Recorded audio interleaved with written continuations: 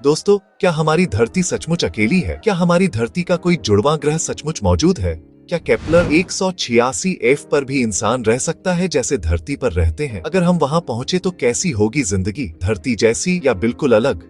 या कहीं दूर अंतरिक्ष की गहराइयों में एक और धरती जैसी दुनिया छुपी हुई है? जरा सोचिए, 500 प्रकाश वर्ष दूर एक ऐसा ग्रह मौजूद है जिसका आकार हमारी धरती जैसा है और जो अपने तारे के रहने योग्य क्षेत्र में घूम रहा है। अगर वहाँ पानी, हवा और जीवन के संकेत मिले तो क्या यह हमारी नई मंजिल बन सकता है? क्या इंसान सच में एक दिन वहाँ रह पाएंगे? दोस्तों, यही है कहानी केपलर 186f की, जिसे धरती का चचेरा भाई कहा जाता है। 17 अप्रैल 2014 एक ऐतिहासिक दिन था जब नासा ने घोषणा की कि हमारे सौर मंडल के बाहर किसी दूसरे तारे के रहने योग्य क्षेत्र में पृथ्वी के आकार का एक ग्रह मिला है, केपलर 186f। ये खोज सिर्फ एक और ग्रह की नहीं थी, बल्कि पहली बार ये पक्का सबूत था कि ब्रह्मांड में हमारी धरती जैसे ग्रह और भी हो सकते हैं। इससे पहले वैज्ञानिक सिर्फ अनुमान लगाते थे कि गोल्डीलॉक्स जोन में पृथ्वी जैसे ग्रह हो सकते हैं, लेकिन केपलर 186f ने इसे सच हकीकत बना दिया। इसने वैज्ञानिकों को और बेहतर दूरबीनें बनाने के लिए प्रेरित किया ताकि हम इन ग्रहों की विशेषताओं का अध्ययन कर सकें। जरा सोचिए, क्या वहाँ वायुमंडल है, कौन सी गैसें हैं और क्या पानी के संकेत मिल सकते हैं? शॉकिंग बात यह है, केपलर 186f की खोज ने खगोल विज्ञान में एक नया अध्याय शुरू कर और हमें उम्मीद दी कि हम जल्द ही किसी दूसरे ग्रह पर जीवन के संकेत ढूंढ सकते हैं। इसे धरती का चचेरा भाई कहा जाता है। हालांकि इसमें और हमारी धरती में कई अंतर हैं, लेकिन इसकी खोज ने हमारी कल्पना को पंख दिए। ये खोज हमें याद दिलाती है कि ब्रह्मांड विशाल है और हमें अपनी खोज जारी रखनी चाहिए, क्योंकि सोच कर देखो, अगला बड़ा रहस्य शायद अगले तारे के पास ही छुपा हो। शॉकिंग बात यह है, केपलर 186f हमसे लगभग 500 प्रकाश वर्ष दूर है, सिग्नस तारामंडल में स्थित है। इसका तारा केपलर 186f एक लाल बौना है जो हमारे सूर्य से छोटा, ठंडा और मंद है। केपलर 186f इस तारे के 5 ज्ञात ग्रहों में सबसे बाहरी है और यही इसे रहने योग्य क्षेत्र में रखता है। बाकी 4 ग्रह तारे के बहुत करीब हैं, जहां सतह का तापमान बहुत ज्यादा है और केवल केपलर 186f ही सही दूरी पर है। यह अपने तारे से पृथ्वी की तुलना में सिर्फ 32% ऊर्जा पाता है, जिससे इसकी सतह मंगल जैसी ठंडी हो सकती है। जीवन के लिए इसे एक घना वायुमंडल चाहिए होगा जो ग्रीन हाउस प्रभाव के जरिए ग्रह को गर्म रख सके। बिना वायुमंडल के यह ग्रह बर्फीली दुनिया बन सकता है, इसलिए इसकी स्थिति खास, लेकिन चुनौतियां भी कम नहीं हैं। केपलर 186f जैसे ग्रहों की खोज नासा के केपलर स्पेस टेलीस्कोप ने पारगमन विधि से की। जरा सोचिए, जब कोई ग्रह अपने तारे के सामने से गुजरता है तो तारे की रोशनी थोड़ी मंद हो जाती है। केपलर टेलीस्कोप लगातार एक ही क्षेत्र के 1,50,000 1.5 लाख तारों की चमक मापता था ताकि ऐसे छोटे बदलाव पकड़े जा सकें।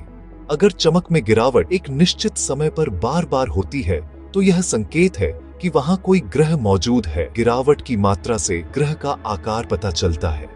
जितनी ज्यादा गिरावट उतना बड़ा ग्रह। केपलर 186f की चमक में मामूली गिरावट से पता चला कि यह पृथ्वी के आकार का है। हालांकि इस विधि से ग्रह का द्रव्यमान नहीं पता चलता, इसके लिए दूसरी तकनीकों की जरूरत होती है। पारगमन विधि की सीमा यह है कि यह तभी काम करती है जब ग्रह की कक्षा हमारी दृष्टि के साथ सीध में हो। फिर भी इसने हजारों ग्रह खोजे हैं। यह तकनीक हमें अरबों किलोमीटर दूर की दुनियाओं की झलक देती है।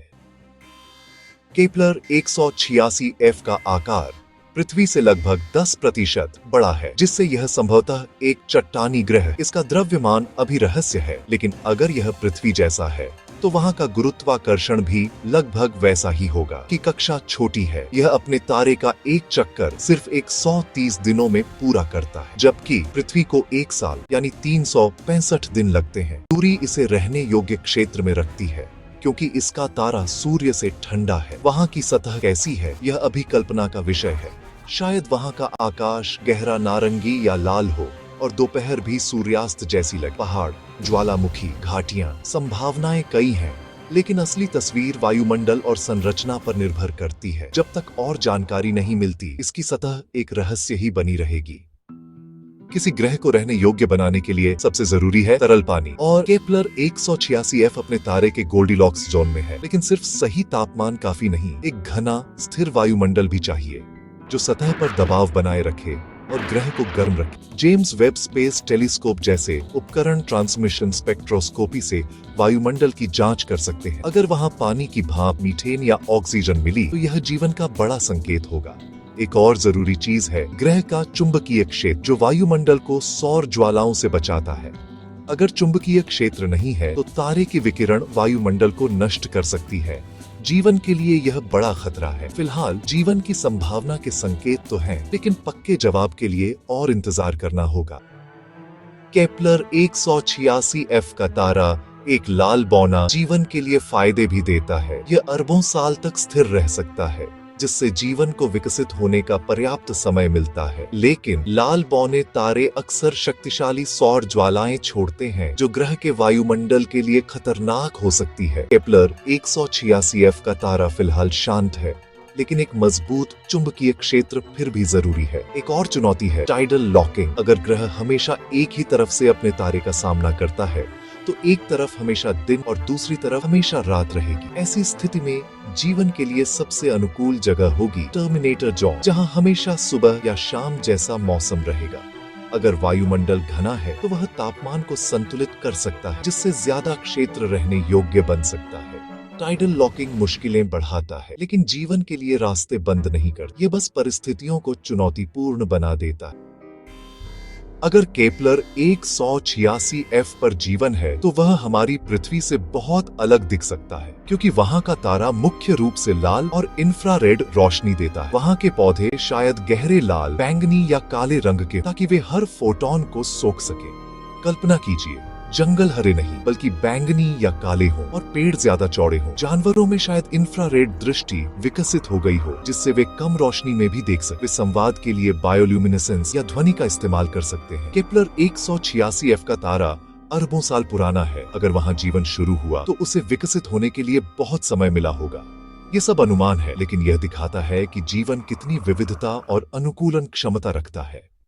हमें इसका द्रव्यमान, वायुमंडल, पानी की स्थिति कुछ भी पक्का नहीं पता।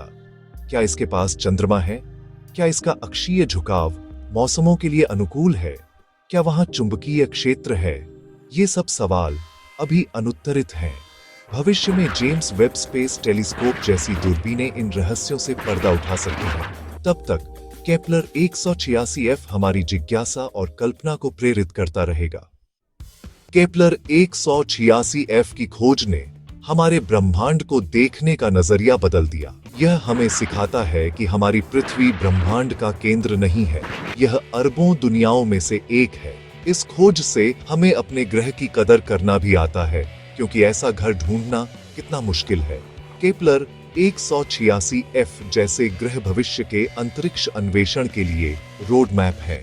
वे बताते हैं कि हमें कहां देखना है, क्या ढूंढना है। यह ज्ञान न सिर्फ ब्रह्मांड बल्कि हमारी पृथ्वी के अतीत और भविष्य को समझने में भी मदद करता है।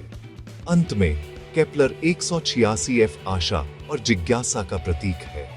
यह हमें बड़े सवाल पूछने और सितारों तक पहुंचने के लिए प्रेरित करता है।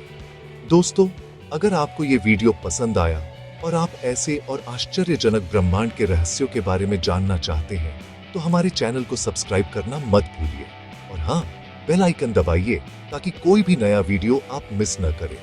जरा नीचे कमेंट में बताइए आपको केपलर 186f के बारे में क्या सबसे रोचक लगा।